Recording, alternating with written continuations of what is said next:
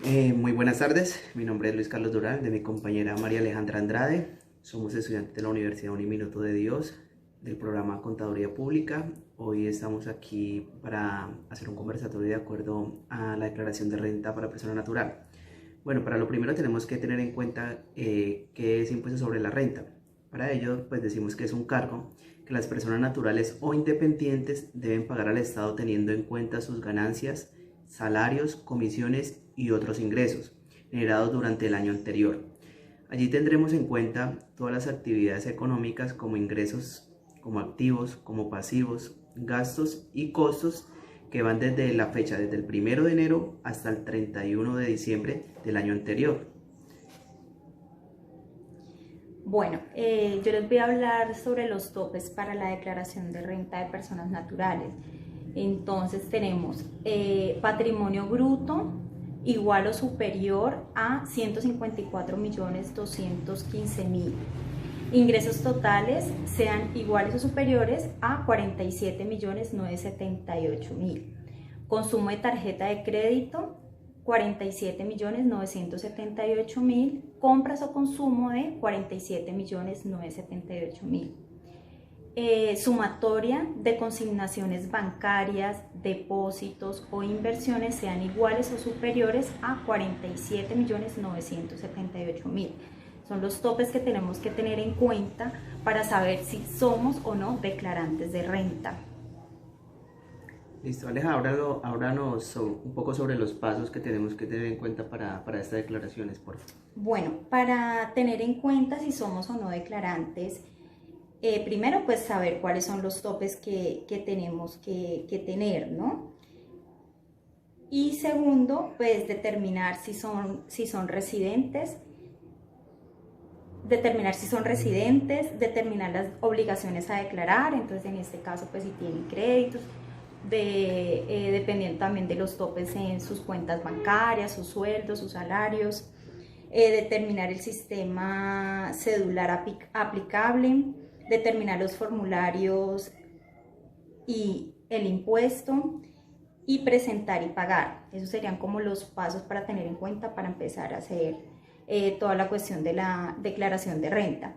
Cuando ya tenemos en cuenta eso, pues inscribirse al RUT si no lo tiene o actualizarlo en este caso, identificar los ingresos de cédulas, lo que les comentaba, que es la renta del trabajo, renta de pensión, renta de capital, renta no laborales y otros.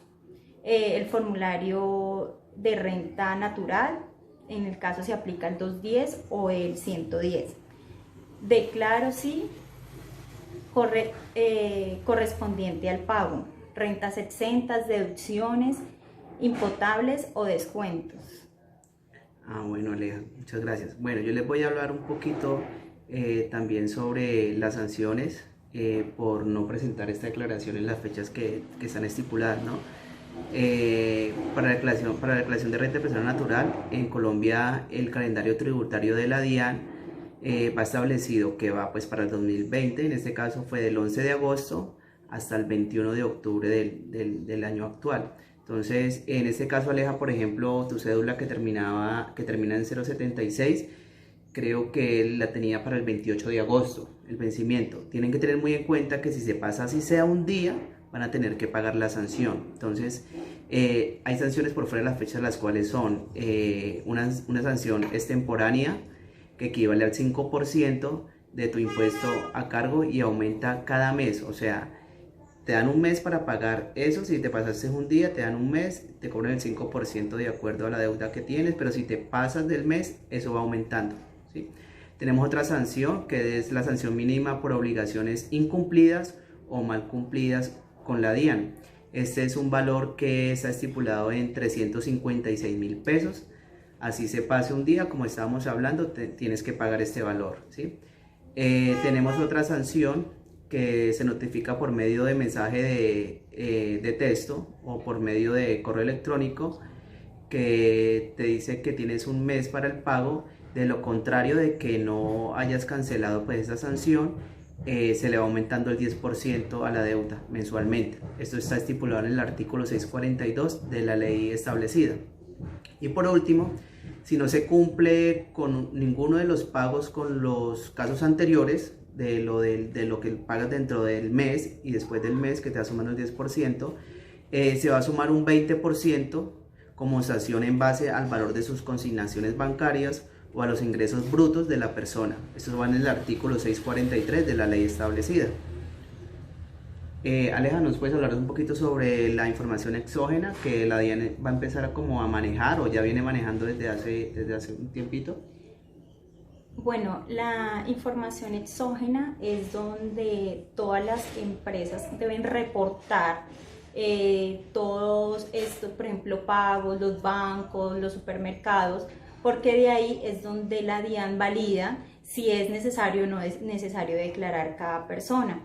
Entonces ahí es el reporte como persona natural o jurídica, allá se registran las cifras consignadas en la declaración tributaria. Para ello la DIAN implementa pues la facturación electrónica para tener como más control sobre estos dineros, para que pues digamos que se cumpla la norma si se debe declarar o no se debe declarar. Adicional, es muy bueno informarle a nuestros clientes en la cuestión cuando ya le vayamos a asesorar en una declaración cuáles son las deducciones que pueden tener en caso de hacer una declaración de renta. Una de estas es si tienen la vivienda, los intereses por préstamo de vivienda, costos financieros, le ayuda a deducir su declaración de renta.